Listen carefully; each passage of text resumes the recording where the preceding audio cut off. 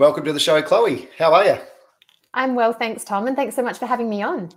Oh, no, pleasure. And it's, I'm interested today to talk about nutrition, of course. But what I've noticed, Chloe, in my, I guess in my last few, maybe probably the last month, we've got a little bit of a change of season happening, sort of, in Melbourne. And I guess just in terms of choices of foods and maybe also for me personally, reaching for probably the naughty food late at night, which is definitely what making me wake up feeling a bit sluggish in the morning. So like it kind of makes me think about food, nutrition, and how it connects to how we feel in our mood and kind of fueling your body in the right way. So that's where you come into today, and I'm interested to hear from you. You've obviously well accredited and very successful in what you do. So Chloe, let's talk about nutrition. So when we're talking about food or nutrition in general, one of the common sort of themes or topics that I reckon has become really popular is that idea of gut health. And I say that in inverted commas because it's literally marketed on anything. If you go into like Chemist Warehouse, every vitamin will say gut health on it, and people go, "Oh, I just need to take this, and my guts will be good to go." So when you hear the word gut health as a highly qualified human being, what do you think about, or how do you talk about that? I feel like that's actually quite a big question, and it probably depends a little bit on the context of it. I think looking at it from my perspective and what we can do to improve gut health, there's so many wonderful things that we can do from a nutrition standpoint to improve our gut health. And what the research is showing is that the healthier your gut, the healthier your overall body is.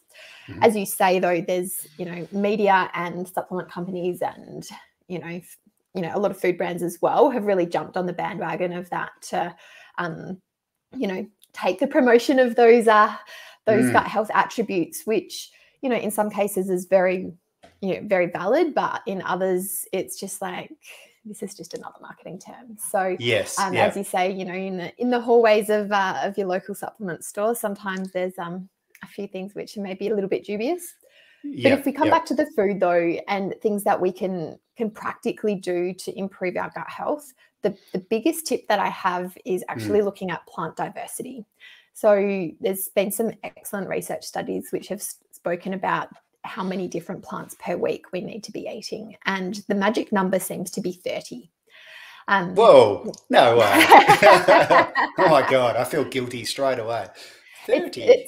I'm actually kind of glad you said that, because I reckon if we sat here and actually counted up what you had been eating across the week, you'd probably be a lot closer to that than you think. Right. You might even be exceeding it already. It's not just looking at fruits and veggies, it's also looking at whole grains, legumes, nuts, seeds, herbs, spices, and things as well. So if you think about, say, for example, maybe for breakfast this morning, starting to get, is it a little bit cooler in Melbourne today? I don't know. Maybe there's you've had some porridge for breakfast, so there's some rolled oats, maybe chuck some blueberries, maybe put some almonds and some chia seeds on there as well. So suddenly that's actually already 4 different plants just from that one meal.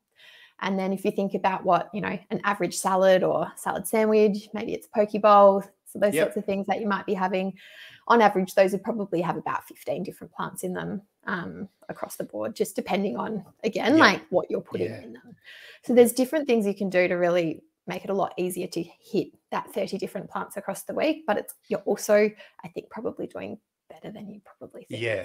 Okay. Yeah. That's fascinating. Obviously I did not know that. And in terms of gut health, I guess there's obviously a lot of science around what we eat and then how that can affect our mood. I was mentioning earlier, like how, when I do the wrong, sometimes food sort of eating at night, the next day I don't feel as great as I do as if I look after myself and not eat after that certain point in the night. I'm just running around the science around the gut and how it kind of works relative to mood. Is there anything that you can share there? Yes, certainly. It's an absolutely fascinating area, and it's that from a science and a peer-reviewed paper perspective, it's really exploded in the last few years. Essentially, though, when we eat, what happens is the food will go down our digestive tract and it will end up being digested and fermented in your intestines. And certain foods will then produce certain things. So, for example, foods which are rich in fiber will tend to end up producing short-chain fatty acids, which are really wonderful anti-inflammatory compounds, which have some direct positive impact on our health. So, for example, there's one called butyrate, which has been shown to have a direct impact on bowel cancer risk and reducing the risk of bowel cancer. These can have other health impacts as well, relating to our weight, risk of diabetes, heart disease, improvement in depressive symptoms, improvement in mental health overall. I could go on and on.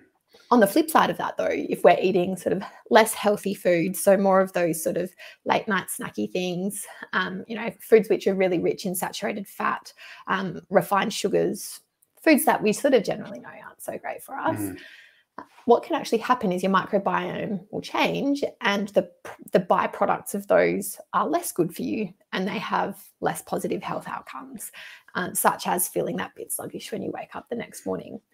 There was a really interesting study done. I can't actually think how long ago it was now, but it was a case study of a guy who would generally eat pretty well. And then for an entire week, he lived on food from a large fast food chain. And he looked at what his microbiome was beforehand, looked at what it was at the end, and then looked at it 3 months later. And in that week where he ate, we'll say, quite poorly, his microbiome changed from having some really wonderful bacteria and organisms there to being more predominantly the less healthy things and the ones that we want less of.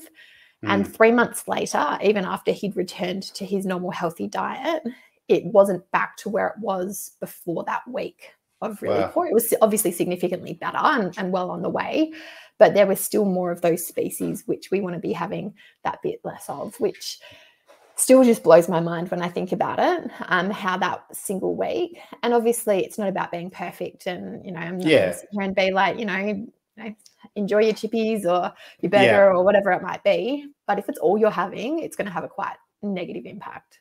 Yeah. It's just that Super Size Me sort of documentary. Is that the one you're talking about there? Or similar? It was pretty similar. Yeah. So it wasn't that exactly, but it was a similar concept. So yeah, that's a disgusting idea of eating that type of food for a whole month or something. Not only just consuming like that amount of saturated fats, and just how you would feel after that, not to mention your gut, as you mentioned there. It's pretty nuts. Do you there's an association between let's say if you're in a stressed state, so let's say pressures at work, stress at home, little kids driving you bonkers in the morning, that kind of, how that kind of increases your fight or flight type response, or that sort of that stress level. You throw in a couple of extra coffees, perhaps. Does that normally lead to bad food choices from what or see anecdotally? Anecdotally, I think it depends on the person, and I think it depends on the habits and what normally happens to them. So when we're in a stressed state, we're more likely to fall back on what we would usually be doing. And I think this is where the importance of being consistent in eating well, exercising regularly, sleeping well as much as you can with little kids. That's where that consistency in those practices becomes absolutely paramount, because then when you are in that fight or flight stage, and feeling quite stressed, that's when, even though life is feeling hard, you still fall back into, yes, I'm still going to have the healthy lunch rather than stopping at the local drive-through. Yes, I'm still going to actually make sure I eat some breakfast, despite the fact that life has just been pear-shaped this morning and I'm not quite sure how the rest of the day is going to go. So, if you don't have those healthy habits already in place, then you're probably not going to go so well. But the more you practice, and for people who are tuning in, if you're like, oh, my healthy habits aren't really there, well, it's not about being like, I've got to be perfect. It's just starting where you are and going, okay, well, I know when I feel stressed at the moment, it's more of a case of takeaway. So let's just start practicing on a daily basis. Let's start practicing having a better option, whatever that might look like. Yeah, very, very wise advice. And I guess that kind of leads to maybe that, like perhaps why people might lead to those comfort foods, if you like, is that comfort eating, if you like. It's that, like, if that's your default, that you might go and eat some chocolate or Yeah, something to make yourself to self soothe. Maybe there's a replacement behavior that can make you feel the same way, but isn't isn't going to affect either your gut health or perhaps your weight. yeah, Chloe, I'm wondering as well, like this, probably going back, zooming out a little bit here, with dietitian, you're a dietitian, as is the rest of your company, and the practitioners that you have that work for different companies and consult lots of employees as well. I'm wondering, like, what would be the top few issues that people want to come in to see you guys for? My assumption is just weight loss would be number one, but what is that right in my assumption? It depends. It depends a little bit on the client group and on the practitioner. If I look at if I zoomed out and looked at the team as a whole, I'd say that probably the top 3 things that people would come and see our team for, one of them would definitely be weight loss. Next would be gut health issues, and then the next would be food intolerances. And I think that's just because of where my expertise is, and then where some of the other staff's expertise is. And as we are growing and getting busier, there's going to be other things that fall into that, but that's where it definitely would be at the moment. I want to come back to what you mentioned about the chocolate, though, before we move on, because there's actually 2 things that I want to call out there. So, you mentioned the self-soothing, and you're exactly right. Often when life is feeling hard, we are going to look for something which helps us to feel better, and something like chocolate, glass of wine, whatever that might, like that extra thing might be, it does often make you feel better in the moment. So having some other behaviors that help you to feel better can be really great. So as an example, maybe it's spending some time with your partner or loved ones. Maybe it's hanging out with your kid, as long as they're not being too crazy. As we were talking about before we jumped on. Or maybe it's making sure that you've got other things in your day that are helping to support you to feel better. The other thing I wanted to call out, though, is you mentioned that late night snacking, and what actually can happen when we're really tired is the hormone ghrelin ends up being increased, and the hormone leptin ends up being decreased, and there are hunger and fullness hormones. And so when we're tired, we actually think we're more hungry than we are, and reach for usually carb or sugar-rich foods. And so it's because we actually think we feel like them, but it's just actually that we're tired. And I'm not sure what time. Yeah, maybe it's just time to go, but let's go to bed. So, let's not watch that extra episode of whatever the current show is. Let's just go to bed. And I know as parents, it can be really difficult as well, because it's like, but this is my time, to have watch without Below Deck. anything else. So I think sometimes it can be challenging, but just go to bed. You can watch it tomorrow. You can have that time tomorrow. Yeah. Well, great advice. Great call out as well there. I actually feel like that sometimes. I know it's just like, go to bed, but for me, it's like, I really want to just feel like I've got some time, have some time at night where I'm awake and the kids are in bed. Anyway, it's probably just me. No, I think it's literally every single parent. True. That's good, Chloe. And I guess, so with the common sort of reasons people come, so weight loss, intolerance, food intolerances, and gut health, your expertise is in the food intolerances, as I understand. How common is that as a general issue? Like, what are some of the common reasons that might trigger, or some of the for people that are listening, where they might go, I really need to consider what's happening there? Are there any scenarios that come up for those people that go, I'm intolerant to X, Y, and Z? Yeah, certainly. So food intolerances is, it's a pretty broad spectrum of different things, but I think starting with symptoms is the best place to start. So if you're noticing that you've had changes in your gut symptoms, so maybe you're noticing that you've got more flatulence than usual, you're getting excessively bloated, getting abdominal pain, it's feeling quite uncomfortable, maybe getting diarrhea, constipation, Mm-hmm. altered bowel movements from your usual. Maybe you don't actually feel like you're finished when you do go to the bathroom. Yeah. That'd be the most common symptoms. And those ones are symptoms of irritable bowel syndrome. And about 20% of Australians, depending on which research you look at, some says about 10, some says 15. I'd say that 20% probably fits if you incorporate sort of a number of different components of it. And following a low FODMAP diet to work out what is triggering symptoms has been shown to be particularly effective for about 75% of people with IBS. One of the things to be mindful of there, though, is if you are experiencing any of the symptoms I just mentioned, just go and see a GP first. Get anything sort of more sinister ruled out. So just to make sure it's not inflammatory bowel disease, celiac disease, or bowel cancer, because once you start taking things out of your diet, it can start to get a little bit more tricky sometimes to work out exactly what's going on. So go and do that, and then get booked in with a dietitian to help you to figure it out. And the low FODMAP diet's not something to follow forever. It's a diagnostic tool to work out what you're sensitive to, and then it's about modifying your diet so that you're not experiencing the symptoms, but you're also not restricting foods from your diet long term. So, and that's the part that I think a lot of people struggle with, because they go, oh, onion's a problem, I'm never eating onion again. Yes. Or, onion's a pretty difficult thing to avoid, particularly if you enjoy eating out and socializing. So working out how you can incorporate it back in. And I've got clients who have previously been specifically really sensitive to onion, and that's a really common one, to now we've got them to a place where they can include it in their diet on a regular basis, because small amounts frequently that are tolerable means that you're actually able to change your microbiome so that you can end up tolerating them. But if you never eat it, you're not going to be able to get to that point.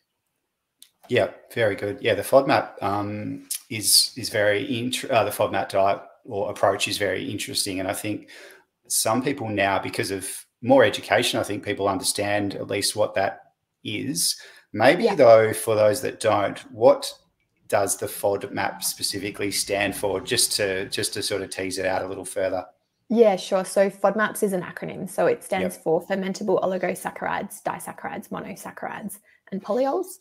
So there's obviously a reason that there's an acronym there. But these are different types of carbohydrates which ferment in your gut or don't digest very well in your gut, depending on the FODMAP and you as an individual.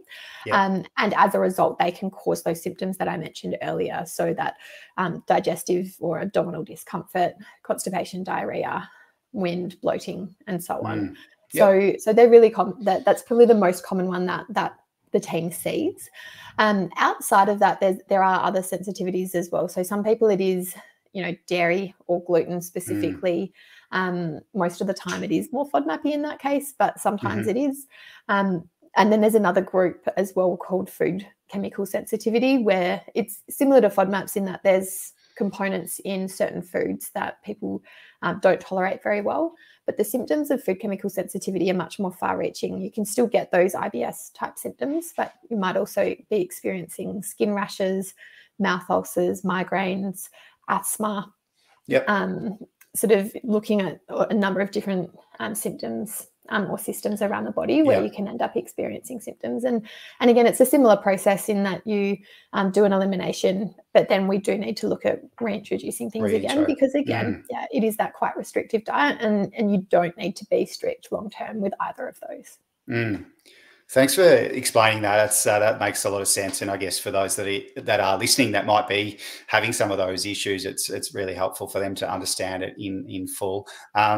Within that, I guess, Chloe, and I guess talking more around nutrition and workplaces specifically, things have changed a lot, as we all know, in the workplace.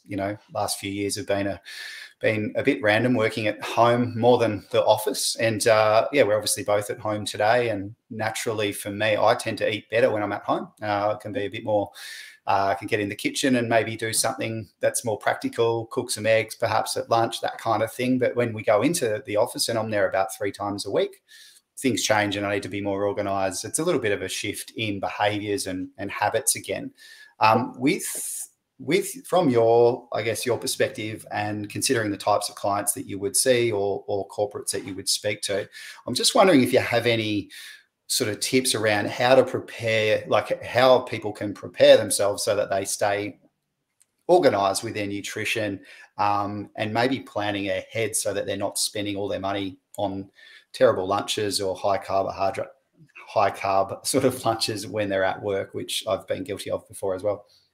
Yeah, for sure. So, and I think it depends on what the individual is requiring, but across the board, I think it's always going to come back to what's going to help make the healthy choice the easy choice. Because if it's an easy choice and an easy thing to do, it's more likely to happen. And that's not just with your nutrition, that's with any healthy habit. So from a nutrition perspective, I think if you know which days you're going to be in the office, know which days you're going to be at home. I'm a really big fan of planning ahead and prepping ahead. Now, that doesn't mean you've got your perfectly organized little lunch boxes of like Monday, Tuesday, Wednesday. I mean, if that works for you, then for sure. But maybe it's instead looking at more some ingredient prep. So maybe you've cooked ahead.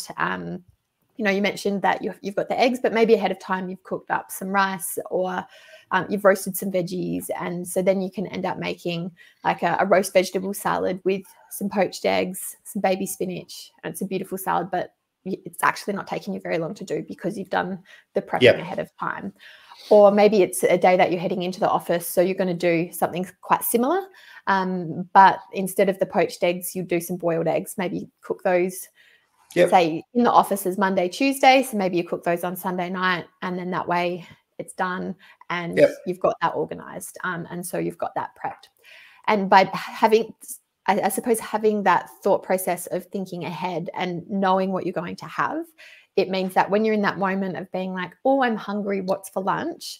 It's not what's for lunch. It's like, oh, I know what I'm having for lunch and this is going to be delicious.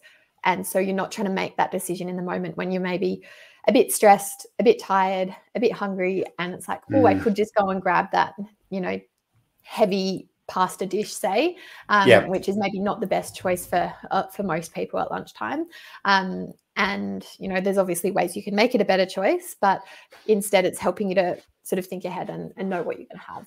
And that's not just the lunch. I think people get very focused on lunch, which is obviously important. The other part is snacks. If you think about, you know, time in between meals and energy dips, you know, you often hear about that sort of 3 p.m. crash. And if you've eaten more earlier in the day, it's going to be easier to manage that 3 p.m. Still having a snack, but it's going to be easier to choose, you know, some yogurt, piece of fruit, handful of nuts, as opposed to being like, it's time for the chocolate bar because I'm going to need that little spike in energy. So I think by planning ahead, it means that you know what you're having, you know when you're having it, whether you've planned it to the nth degree and it's already packaged up prettily, or if it's if it's just been organized. Both ways can work really, really well. Unreal. I made the Cardinals thing yesterday, Chloe, and I'm sort of giving you all my, it's like a confessions by me. I had a coffee yesterday at I had a coffee at 1 o'clock, which I never do yesterday. Again, just a bit tired. Worst sleep ever last night. And when I was at this coffee line yesterday, there was so many people getting coffees in the afternoon all the way till about 2 o'clock. This is in corporate environment. It's obviously I've kind of gone off track here from food, but this is still food in some ways. You get caffeine as a thing. Do you find that caffeine, like when you're with your clients, the corporate clients specifically, is caffeine one of the is it a big issue in general for people? Too much or wrong timing?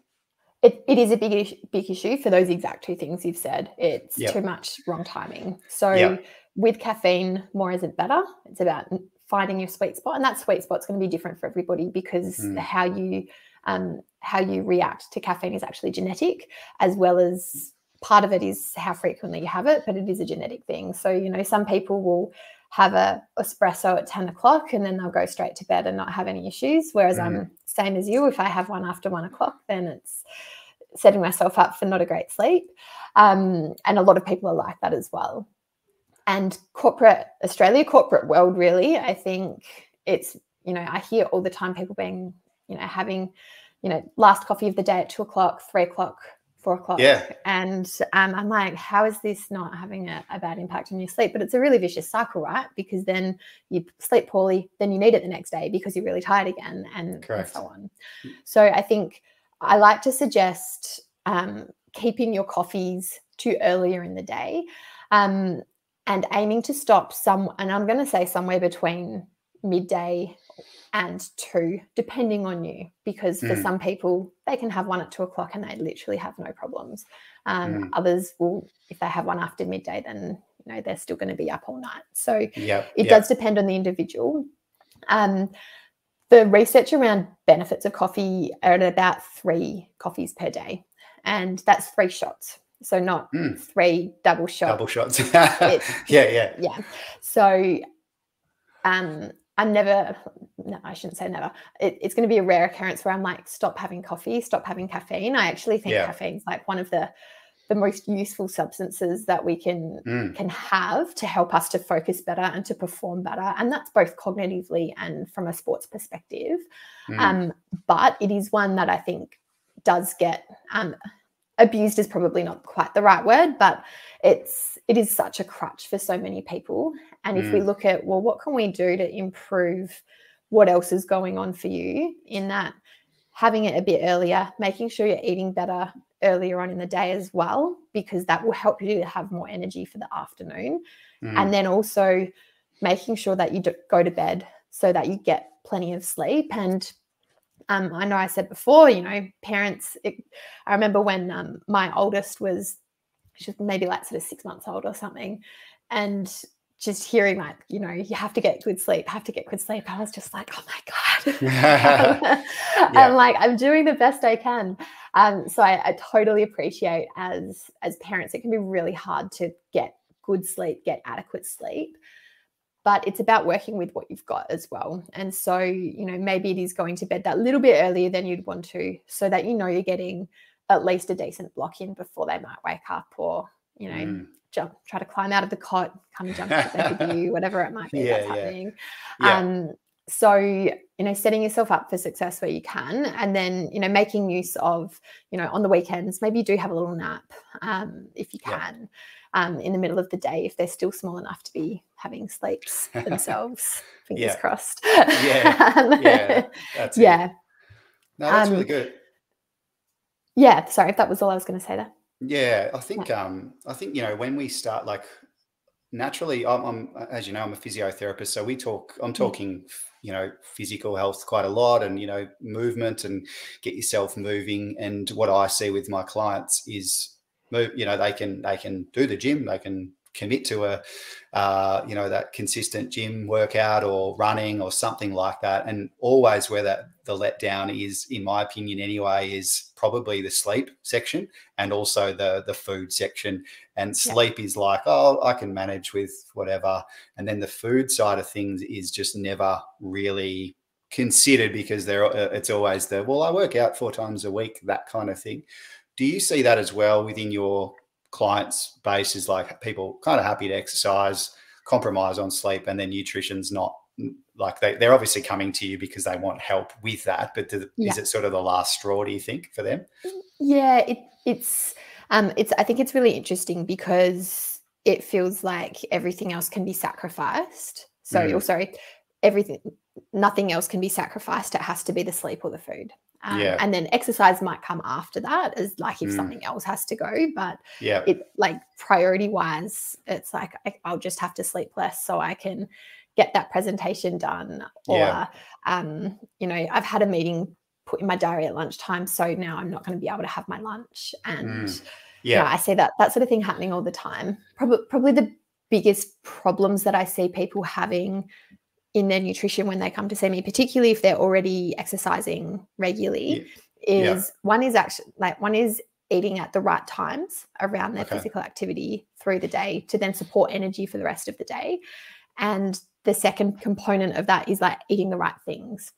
So, we touched on carbohydrates before. We obviously don't want to go too nuts on carbs through the day, but we also need to make sure we're having enough to support recovery if we've exercised in the morning, but also to make sure that we've got enough to support our energy and our brain through the day. Carbs are our brain's favorite source of fuel.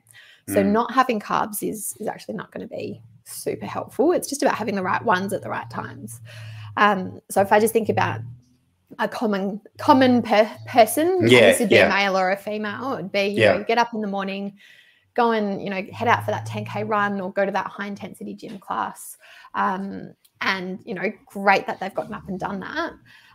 But then often breakfast will be delayed because they've got to get ready for work, and then they might eat breakfast when they get into work, or they might be fasting because it's healthy and not eating anything until lunchtime, and then wondering why they're absolutely ravenous by 3 o'clock, eating a block of chocolate, having an extra coffee, feeling like crap, and then doing it all again the next day. But by making a couple little changes to that, it can absolutely change how they're feeling and how they're performing through the day. So if you're a female, in both of those exercise situations I gave, so that HIIT class, that high intensity class, or if you are heading out for like for your run or your bike ride or whatever it might be. Males, to some degree, this is true, but males, I don't really care so much if it's fasted, depending on what the session is. Females, I'm going to say eat something beforehand, and this is a hormonal thing. So have something to eat before, and then when you get home, have your breakfast when you get home. So have your shower, get dressed, but make sure you've got time to actually eat breakfast. And it doesn't have to be sitting down to a big gourmet meal. It could be as simple as making yourself a smoothie, which you can literally put together in a couple of minutes, and then maybe you sip on that on the train on the way into work, or if you're working from home that day, you can sip on it at your desk. And that means that you're getting that nutrition in, you're getting it in quickly, some protein powder, some milk, some oats, some banana, some berries, whatever other bits and pieces you want to add into that to make it right for you. Then you're getting your protein, you're getting your carbs, you're getting some other bits and pieces in there that you need as well. And that's then setting you up to not be ravenous at 3 o'clock in the afternoon. You're going to be able to focus better all morning. You're probably going to have less coffee. Like, the list goes on. And it's not a big change to make. It's such a small thing to do, but it's actually life-changing for a lot of people. And I know it sounds so silly to be being like, yeah, having breakfast after a workout is life-changing, but it literally can be if you've been skipping it and, you know, life's been how it was looking before. So and the whole fasting kind of idea and whatever, some people have really ran with that to the point of fasting every day, which is what, if it works, or if you know, you can actually make it work. But I guess what you're saying is, especially in the women, fueling yourself before a workout, recovery wise, that's going to help you as well. Chloe, I wonder I've noticed as well, sorry, I'm going, continuing on the theme of, you know, we've spoken about carbohydrates, protein. I want to talk about protein quickly as well. I've noticed, like, with everything that's on the shelf, especially in the dairy section, we've got protein in this, protein. Again, it's probably on the whole marketing thing of gut health, but it does contain more protein. Do you feel like a lot of people don't know how to get protein and that's why it's marketed everywhere? Or, you know, I noticed as well with some of the fitness challenges around the food plans and things, it's high protein, very, you know, still carbohydrates in amongst it, but protein's been spoken about a lot more. Is that a trend or is that a need? A little bit of both. So it's definitely, I think, a trend from a food industry perspective to be marketing the protein content more. What we know, though, if we come back to the nutrition side of things, eating protein at regular intervals across the day will help you to feel more satisfied through the day, so you'll get less hungry. It will also help you to have your muscle building switched on through the day as well. So by eating protein regularly, that helps to keep that process switched on. So if you're somebody who is active, it means you're going to get more benefit from having that. So I like to imagine you've got sort of silos of protein that you're having at your main meals and at your snacks across the day. So it is that sort of regular intake at similar sort of levels at each meal through the day, rather than, you know, sort of a traditional Australian breakfast is actually pretty low protein, and then dinner's, you know, got 50, 60 grams. So exactly. Whereas if we can sort of adjust that around a little bit, that's actually going to have much better health outcomes. But the food industry has definitely jumped on that. I think that there's actually a lot of positives in that it helps to identify where you might be getting the protein in and making sure you're getting enough at your different meals. But I also think it's over focused on there. And now people are just like protein. It's yeah. Like it's important, but it's not just about the protein. And, Yeah. you know, to use the example that I gave just before, like I had a client recently who they were nearly getting it right in that they were getting back from their training session. They were having their breakfast, but their breakfast was literally like a protein shake. Like they were having something, a protein shake, and then I think it was like 3 or 4 eggs. So I'm like, great, like protein. You're having breakfast, but there's like protein. Like, like have some toast, put a banana in it, like, you know, do something just to get some carbohydrate in there as well. So you're getting that bit of balance. And again, when they made that change to incorporate carbohydrate into the breakfast as well, so it wasn't just protein, they felt so much better for the rest of the day. Again, focus, hunger levels. It's, you know, it's about the package, not just about single nutrients. Yeah. And I guess overall that's leading to better performance in inverted commas, meaning, you know, your ability to run, if that's your thing, or focus at work, or be a better parent, and not lose the plot at the kids like I probably did this morning. or all three. All three. So, Chloe, thanks so much for your time today. It was really insightful. Lots of great little gold nuggets there in terms of how to, you know, keep yourself in check with your nutrition. And I think for our listeners, if they can, I'd highly recommend following Chloe on Instagram. There's lots of great tips and recipes and other bits of information that can just keep you across some of the latest. That's what's happening in the nutrition world. Chloe, thanks again. Thanks so much for having me, Tom.